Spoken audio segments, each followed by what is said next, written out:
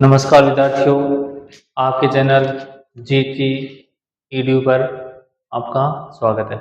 हमने जो पिछले अध्यायों में पढ़ा था बीएससी पार्ट फाइनल का जो थर्ड था, बीएससी पार्ट थर्ड था, उसका जो कुछ से उसमें आवर्त विजय अनावर्त विजय के बारे में पढ़ लिए थे। उसमें मैंने पादपों का प्रारूपीय रूप पढ़ा था, प्रारूपीय रूप उसमें पढ़ा था हमने जो पादपों के जो यानी जल के आधार पर पादपों के प्रकार, इसमें हमने जलोद्भिद पढ़े थे, समोद्भिद पढ़े थे और मरुद्भिद पढ़े थे।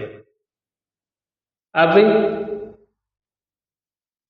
जो पढ़ा है उसको हमें याद करना है और अच्छे तरीके से हमें पढ़ना है, और जो आगे पढ़ाएंगे वो हमें ध्यानपूर्वक क्लास को देखना है, और जो भी क्लासें आए उनको आगे शेयर करना है, ताकि जितने भी जो बीएससी थर्ड ईयर के स्टूडेंट हैं वो इसका लाभ ले सकें। अब हम पढ़ेंगे मृदा के जो लवणीयता है उसके आधार पर, यानी मृदा की जो प्रकृति है, अम्लीय है या क्षारीय है, उसके आधार पर, और जो उसकी जल की उपलब्धता के आधार पर हम पादपों के प्रकार पढ़ते हैं। तो इसमें पढ़ते हैं सबसे पहले जो इसमें हमने सबसे पहले पढ़ा है अम्लोद्भिद पादप, ठीक है ना। क्या पढ़ते हैं? अम्लोद्भिद पादप, यानी जो पादप अम्लीय मृदा में पाया जाता है, यानी जिसकी पीएच, अब देखो हम जो पीएच देखते हैं, यानी जब हम प्रयोगशाला में हम अपनी जो खेत की है उसकी मिट्टी की जांच करवाते हैं, ठीक है ना, तो वहां पे देखते हैं कि जो मिट्टी है वो अम्लीय है या क्षारीय है, ठीक है ना, तो या उदासीन है। तो उसमें मिट्टी की जांच क्यों करवाते हैं? क्योंकि उसमें जो जितने भी पोषक तत्व हैं, मिट्टी अम्लीय है, क्षारीय है, ठीक है ना, और या बीज की है, तो इसका जो हम करवाते हैं प्रयोगशाला में जांच, तो हमें मिलता है कि मिट्टी में अम्लीय है तो उसमें जो लवणीय पदार्थ है वो डालने पड़ेंगे, यदि लवणीय है तो जिसमें अम्लीय पदार्थ है वो डालने पड़ेंगे, ठीक है ना, ताकि मिट्टी का बैलेंस क्या हो, बराबर हो। तो अम्लोद्भिद यानी वे पादप जो कहाँ पाए जाते हैं? जहां पे जिस मिट्टी की जो पीएच है वो 7 से कम पाई जाती है, यानी कि जिस मिट्टी की जो प्रकृति है वो अम्लीय है, वहां पे वो पादप पाए जाते हैं। उसके बाद लवणोद्भिद पादप आते हैं, यानी जिस मिट्टी की पीएच से 7 से ज्यादा पाई जाती है, यानी जो समुद्र में, यानी समुद्र में जो समुद्र का पानी है उसकी पीएच 7 से ज्यादा होती है, यानी जिस वो लवणीय होता है, खारा होता है, और जहाँ पे जो मिट्टी होती है उसकी पीएच यानी जो लवणीय माध्यम लवणीय है, वहां पे जो पौधे पाए जाते हैं वो लवणोद्भिद कहलाते हैं। उसके बाद में सैलोद्भिद पादप, यानी सेल, सेल का मतलब क्या होता है? वो सेल नहीं जो हम पढ़ते आए हैं, यानी सेल का मतलब होता है पत्थर, यानी जहां पे पथरीली जमीन होती है और चट्टान होती हैं, वहां पे पौधे पाए जाते हैं, वो क्या कहलाते हैं? सैलोद्भिद पादप कहलाते हैं।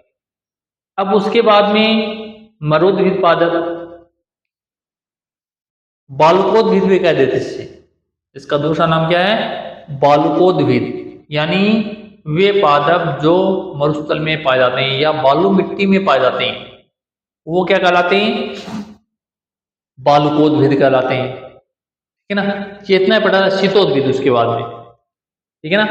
तो शीतोद्भिद पादप कौन से होते हैं? वे पादप जो जहाँ पे पर्वतों की चोटियां होती हैं वहां पे बर्फ जमी रहती है, अधिक ठंड रहती है, जहाँ पे टुंड्रा प्रदेश है वहां पे क्या होती है? अधिक ठंड रहती है, तो वहां पे जो पादप पाए जाते हैं वो क्या कहलाते हैं?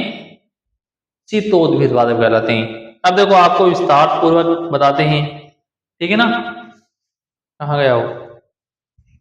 चलो देख लो, हम विस्तार पूर्वक देखते हैं मृदा की प्रकृति एवं जल प्लवता के आधार पर पादपों का वर्गीकरण।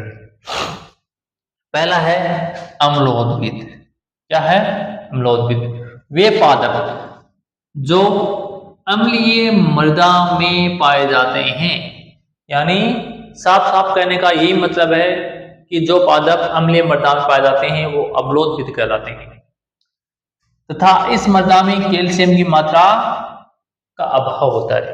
कैल्शियम की मात्रा यानी आप आज जाओ, यानी कैल्शियम की जो मात्रा होती है वो, जैसे हम अपनी पेट की जो अम्लीयता है उसको दूर करने के लिए आप देखो उसमें कैल्शियम की मात्रा होती है, ठीक है ना। जैसे मिल्क को मैग्नीशिया कहते हैं, उसमें कैल्शियम की मात्रा होती है, यानी कैल्शियम की यदि हम कैल्शियम डालेंगे तो ये अम्लीय प्रकृति क्या हो जाएगी? नष्ट हो जाएगी। उसके बाद में इसका एग्जाम्पल है रोमेक्स, लवणोद्भिद पादप। ये पादप समुद्री तथा लवणीय मृदा में पाए जाते हैं, ठीक है ना। समुद्री तथा लवणीय मृदा में पाए जाते हैं।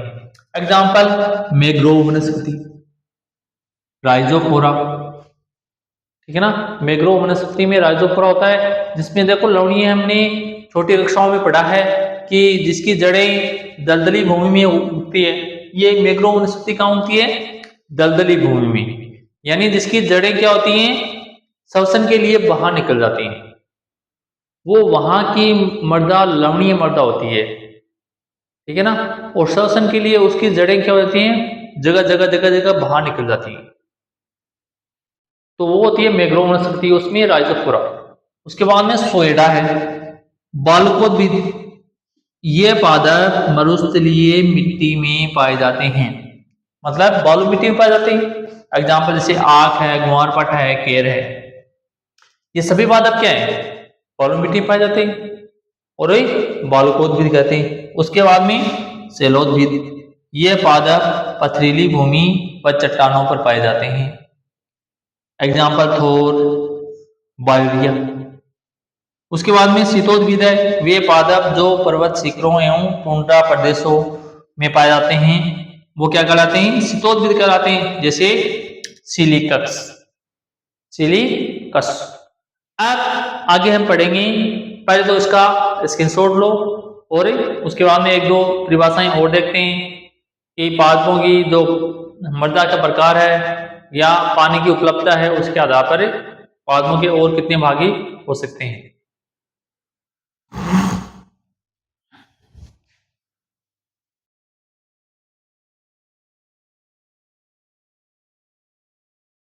अब देखो आगे एक दो परिभाषाएं और देख लेते हैं।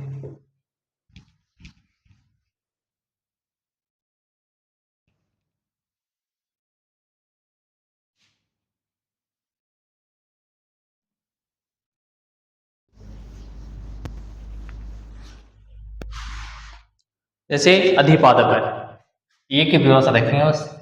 अधिपादप,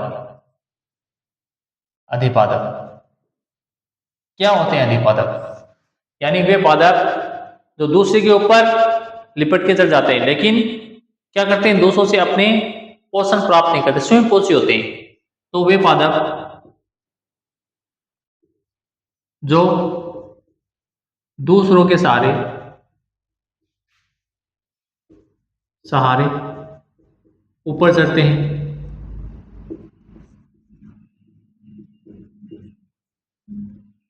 ऊपर चढ़ते हैं तथा पोषण के लिए, पोषण के लिए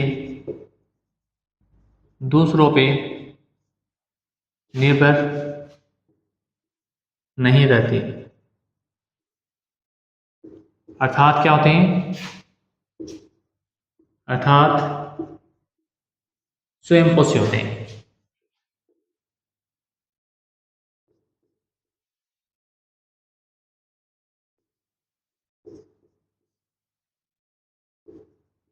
अधिपादप कहलाते हैं।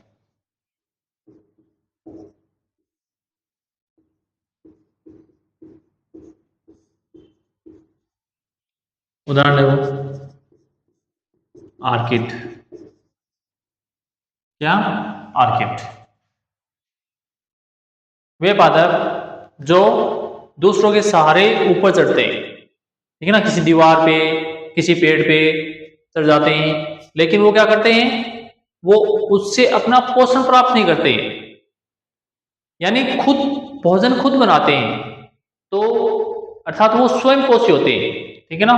तो क्या कहलाते हैं, अधिपाद। जैसे आर्किड है, क्या है, दूसरों पे चढ़ता है लेकिन पोषण क्या करता है, खुद बनाता है, खुद भोजन अपना खुद बनाता है।